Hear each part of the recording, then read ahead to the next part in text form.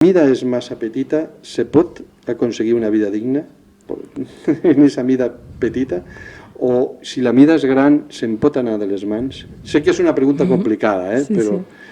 A veure, la dignitat, volem tornar a la dignitat primer dels pagesos, que s'ha perdut, no? S'ha perdut molt el valor de treballar al camp, i llavors volem tornar així en el pes, la importància que té el pagès, que està fent-nos el menjar de lo que estem consumint cada dia.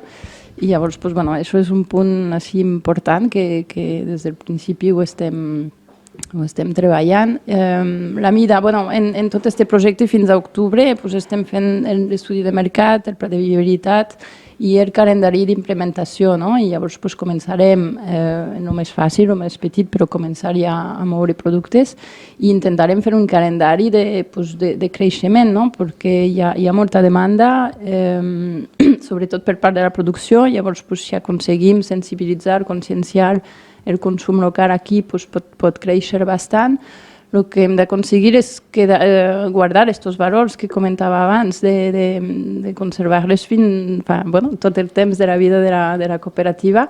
I també la figura del gerent és molt important. La figura del gerent ho hem de seleccionar bé perquè faci bé la seva feina i tracti bé a tothom. I un dels valors també és preus justos des de la producció fins a la distribució, fins al consum, que tothom estigui en salaris dignes, que pugui viure. Sí, sobretot a nivell de gestió, els socis no han de perdre el contacte amb el Consell Rector. És a dir, quan una cooperativa es fa molt gran, l'assemblea és molt gran, i els socis, consumidors o productors, si només tenen contacte el dia de l'assemblea que passen els comptes i després ja durant l'any ja perden el contacte amb la cooperativa, només és un supermercat o és un centre de distribució, no se senten partícips de les decisions. Han d'estar sempre amb el dia a dia de la cooperativa. Se'ls ha de tindre en compte per a tot. I se'ls ha de fer participar, els han d'incentivar a que siguin membres del Consell, a que siguin membres de comissions, on se prenguen les decisions. Ara, crec que has tocat el moll de l'os. Quan has dit això de que si volen una economia capitalista o volen una economia social, però l'economia social està dins del món capitalista, n'ha de jugar també en aquestes regles. Sí, ha de jugar, però la filosofia, clar, és molt diferent.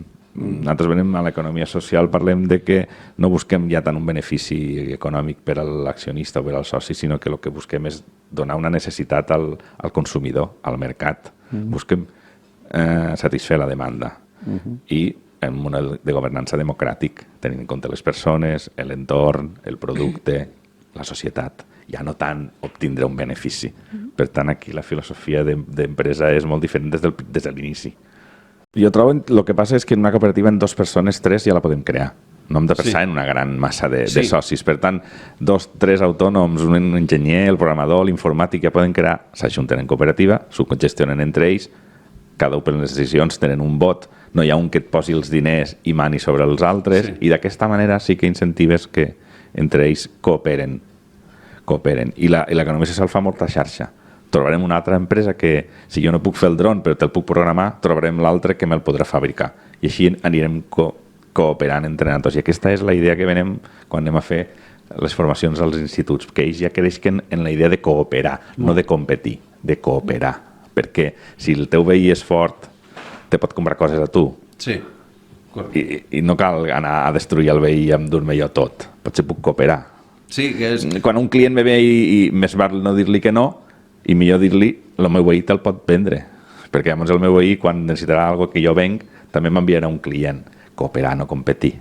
De fet, és esta manera d'estructurar, ja ho feien servir els petits autònoms, ja treballant una vegada. Si no ho faig jo, ho fa el meu company que ho sap fer, però el passa que ho estructuran des del punt de vista del benefici. Sí, des del benefici, però si busquem una fórmula més cooperativa, podem trobar beneficis i eliminar costos. Sí. Perquè una cooperativa és una sola gestió, 4 autònoms són 4 gestions, a nivell d'impostos, comptabilitats, fiscalitats, i potser entre 4 una cooperativa podem tindre un treballador administratiu, un comercial, o podem arribar a projectes més grans que sent 4 tots sols. Correcte. Aquesta és la idea que anem treballant. I al nivell de cooperatives de consum o de producció ecològica, hi ha moltes més iniciatives, a part de les que ens has dit aquí, que ja coneguéssiu que funcionen i funcionen bé?